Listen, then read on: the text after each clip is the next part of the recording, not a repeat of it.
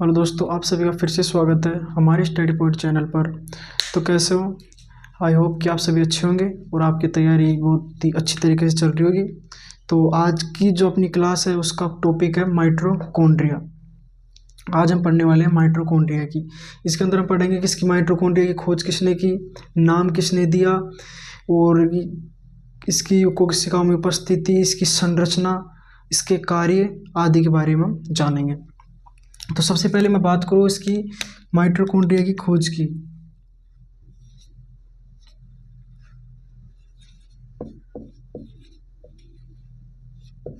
खोज इसकी माइटोकॉन्ड्रिया की खोज की थी कोहलिकर नामक वैज्ञानिक था एक।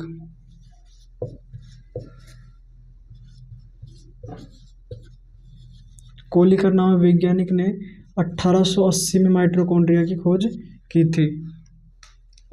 जो इसकी खोज कोहलिकर ने 1880 में माइटोकॉन्ड्रिया की खोज कहाँ से की थी? इसने की थी कीटों की रेखित पेशियों में माइटोकॉन्ड्रिया की खोज की थी। कोहलिकर के बाद में एक नया वैज्ञानिक आया, वो आया था 1890 में, नाम था अल्टमान।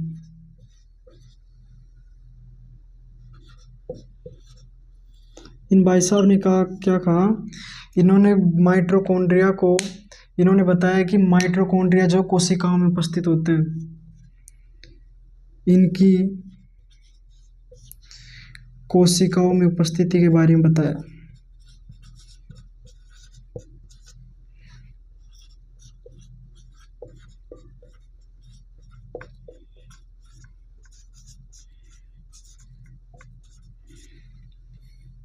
बारे में बताया और इन्होंने माइटोकॉन्ड्रिया का जो नाम है वो दिया था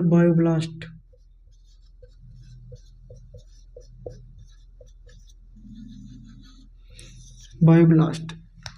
अल्टमान के बाद में एक नए वैज्ञानिक आए 1897 में, उनका नाम था सीबेंडा। इन्होंने क्या बताया? इन्होंने जो माइटोकॉन्ड्रिया नाम है वो इन्होंने दिया था, सीबेंडा ने माइटोकॉन्ड्रिया नाम दिया।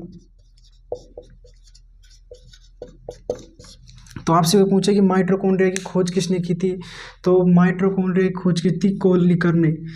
कोहलिकर ने माइटोकॉन्ड्रिया की खोज कहाँ से की थी? कीटों की रेखित पेशियों में से माइटोकॉन्ड्रिया की खोज की थी। तो और माइटोकॉन्ड्रिया की जो बायोब्लास्ट किसने कहा था? अल्टमान ने ये भी बताया था कि जो माइटोकॉन्ड्रिया कोशिकाओं के अंदर उपस्थिति के बारे में बताया। माइटोकॉन्ड्रिया जो नाम है वो किसने दिया? वो सीबेंडा ने दिया। कब दिया? 1897 में। अगर हम इसके आकार या आकृति की बात करते हैं, इसका आकार या आकृति अलग अलग हो सकती है। तो इसकी आकृति कैसी होती है माइटोकॉन्ड्रिया की? बात करें आकृति की, इसकी आकृति होती है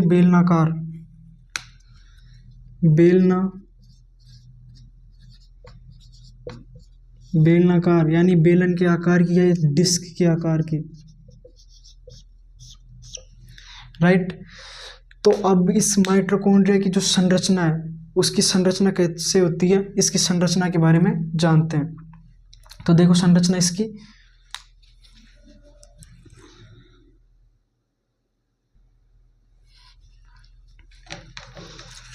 तो देखते हैं इसकी संरचना कैसी होती है।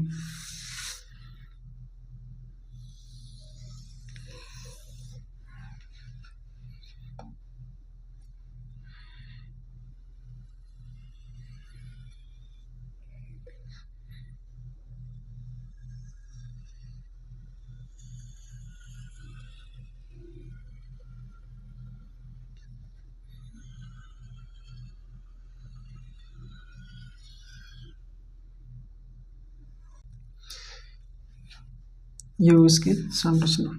आपको बता दें कि माइटोकॉन्ड्रिया है ये है दोहरी झिल्ली युक्त कोशिकांग है। जो माइटोकॉन्ड्रिया है उसके अंदर दो झिल्ली पाई जाती है। जो इसकी जो माइटोकॉन्ड्रिया जो अंदर वाली झिल्ली है ना, वो अंदर की तरफ मुड़ के अंगुलीनुमा संरचना बना लेती है। देखो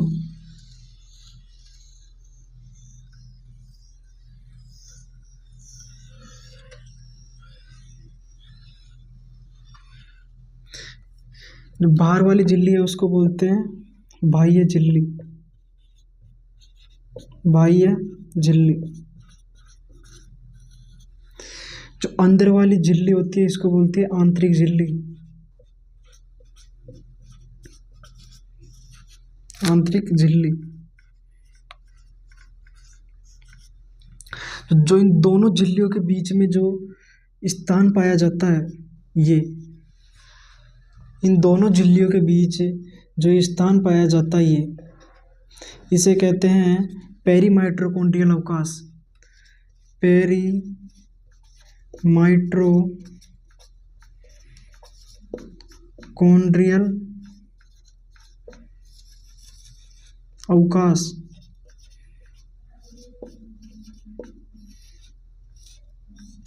जो आंतरिक झिल्ली अंदर की तरफ मुड़कर जो अंगुलीनुमा संरचना बना लेती है, इन अंगुलीनुमा संरचनाओं को बोलते हैं क्रिस्टी। इनको बोलते हैं क्रिस्टी। और इसकी जो क्रिस्टी है इसके ऊपर कुछ उभारनुमा संरचनाएं पाई जाती है। ये उभारनुमा संरचनाएं, इन उभारनुमा संरचनाओं को हम कहते हैं ऑक्सीसोम। ऑक्सीसोम या फिर इन्हें कहते हैं F0 F1 कण। ये इन्हें F10 या F1 कण कहते हैं। ये एडीपी से, ये जो कण है ये एडीपी से ये निर्माण करते हैं एटीपी का, जिसे हम बोलते हैं एडिनोसिन ट्राइफॉस्फेट। जो इस झिल्ली के आंतरिक झिल्ली के अंदर मैट्रिक्स भरा होता है, ये मैट्रिक्स।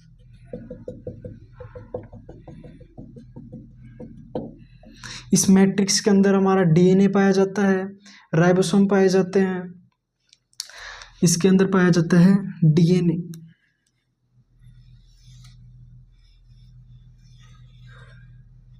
डीएनए तो माइटोकॉन्ड्रिया का डीएनए, इसके अंदर पाया जाता है डीएनए।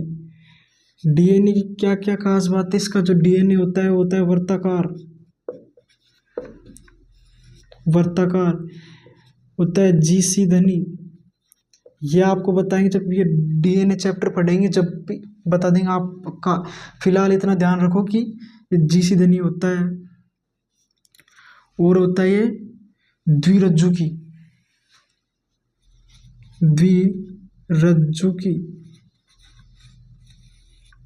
कोई पूछे कि जो माइटोकॉन्ड्रिया, एग्जामिनर अपन से पूछता है कि माइटोकॉन्ड्रिया का जो डीएनए है उसकी क्या क्या वस्तु होता है? वर्ताकार होता है, जीसीधनी होता है और द्विरज्जुकीय होता है, और होता है वो नग्न भी होता है, नग्न। इसके बाद ये पदार्थ भरा है इसे बोलते हैं मैट्रिक्स। मैट्रिक्स। और इसके अंदर और पाया जाता है हमने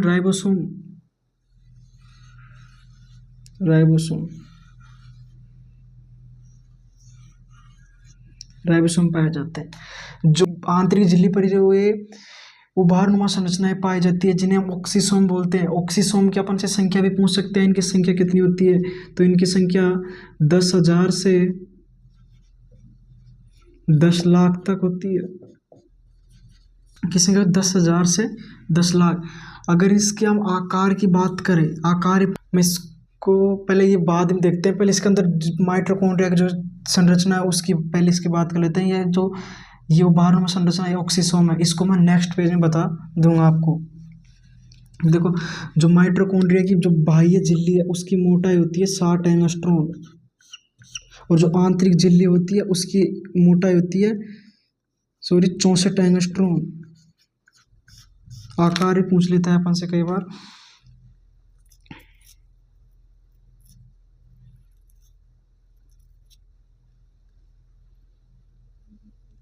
देखते हैं F1 F0 कण की संरचना को। तो इसकी संरचना कुछ ऐसे होती है।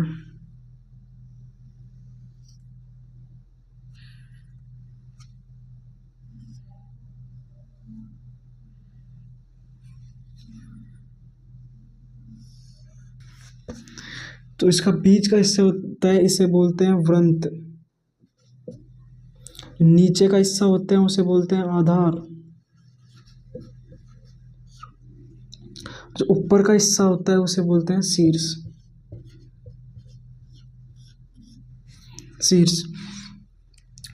ये F1 F0 कण, F1 कण या फिर ऑक्सीसोम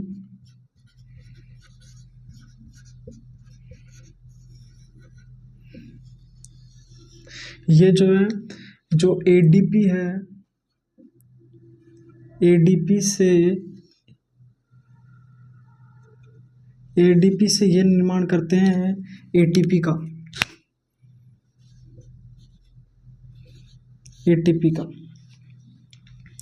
राइट। और तुम बात करते हैं माइटोकॉन्ड्रिया की।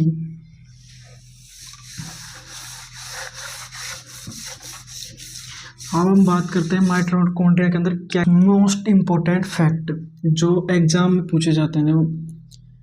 ये मोस्ट इम्पोर्टेंट फैक्ट ये पूछा जाता है कि माइटोकॉन्ड्रिया को पावर हाउस ऑफ सेल क्यों कहते हैं। तो माइटोकॉन्ड्रिया को जो है पावर हाउस सेल इसलिए कहते हैं जिसके F1 F0 कण है, ये जो क्रिस्टी, मैं बता एक मिनट को पूरी बताता हूँ। माइटोकॉन्ड्रिया की क्रिस्टी पर जो उभारनुमा संरचनाएं पाई जाती है, जो उसके जिसको हम बोलते हैं ऑक्सीसोम। ये ऑक्सीसोम क्या करते हैं,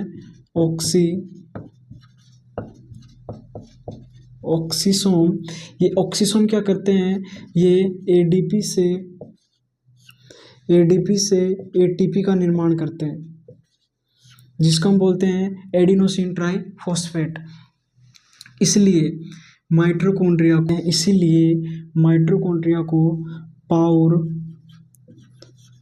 हाउस ऑफ सेल भी कहते हैं। कोशिका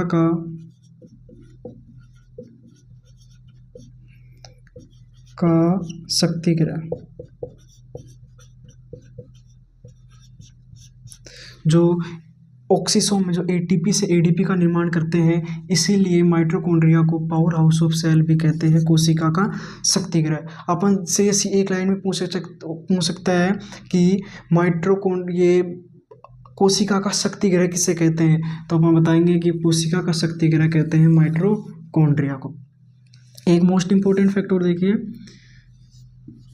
कि माइटोकॉन्ड्रिया है जो जिसके पास स्वयं का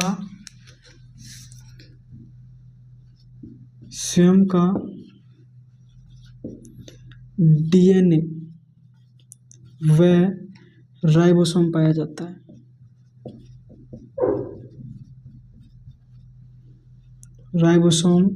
जाता है। जिससे माइटोकॉन्ड्रिया जो है अपनी आवश्यकता की प्रोटीन स्वयं ही निर्माण कर लेता है। आवश्यकता की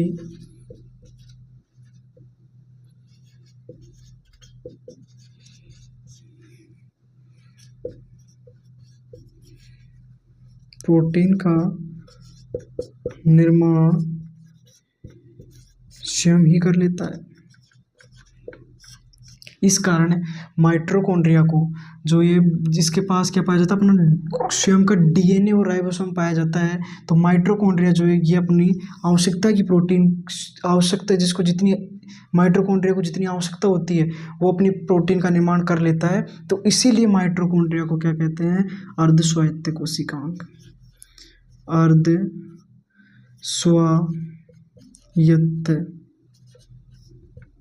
अर्धस्वायत्त कोशिकांग कहते हैं। इसलिए इसे बोलते हैं अर्धस्वायत्त कोशिका।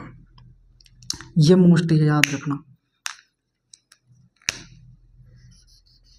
माइटोकॉन्ड्रिया को अर्धस्वायत्त कोशिकांग क्यों कहते हैं, क्योंकि माइटोकॉन्ड्रिया अपनी स्वयं की प्रोटीन का निर्माण स्वयं कर लेता है, तो इसलिए इसे अर्धस्वायत्त कोशिकांग भी कहते हैं। एक और बात याद रखना कि जो माइटोकॉन्ड्रिया के अंदर जो राइबोसोम है वो होता है 70S प्रकार का। राइबोसोम के दो प्रकार होते हैं, एक होता है 80S प्रकार का, एक 70S प्रकार का। जब हम राइबोसोम पढ़ाएंगे तो जब आपको बता देंगे, जब राइबोसोम पढ़ेंगे अपन तो ये मैं बता दूंगा आपको 70S प्रकार के कैसे होते हैं। ये जब राइबोसोम पढ़ेंगे तो हम इसकी मोस्ट इंपॉर्टेंट क्वेश्चन लिखवाता हूँ आपको मैं।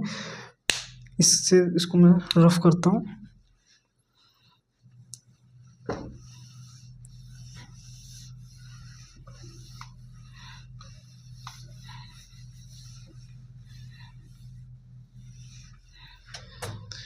सबसे ज़्यादा माइटोकॉन्ड्रिया पाए जाते हैं सबसे ज़्यादा सक्रिय कोशिकाओं में।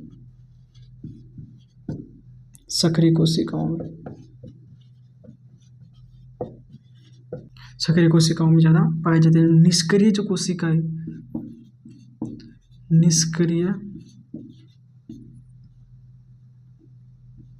इनमें पाए जाते हैं ज़्यादा।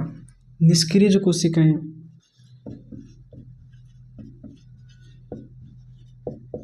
इनमें पाए जाते हैं कम माइटोकॉन्ड्रिया। तो जो सबसे ज़्यादा जो माइटोकॉन्ड्रिया है, जो पक्षियों की जो उड्डयन पेशियां है ना, पक्षियों की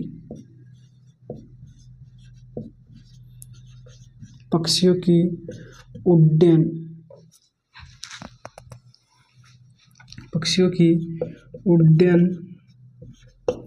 पेशियों में पाई जाती है।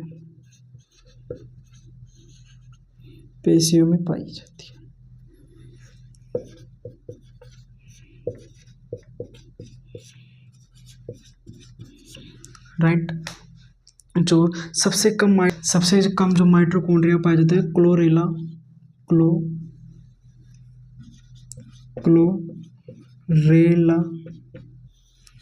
फस का एक जीव होता है, उसके अंदर सबसे कम माइटोकॉन्ड्रिया पाया जाता है। इसके अंदर पाया जाता है एक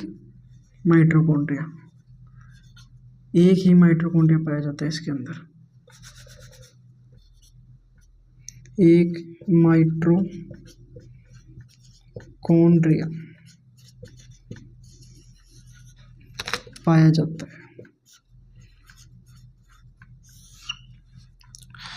इसके अंदर एक माइटोकॉन्ड्रिया पाया जाता है।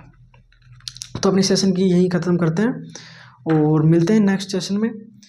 और भाई जो चैनल पर नए हो चैनल को सब्सक्राइब कर देना और शेयर कर देना और बेल आइकन को प्रेस कर देना ताकि जो भी नए वीडियो आए सबसे पहले आपके पास पहुँचे।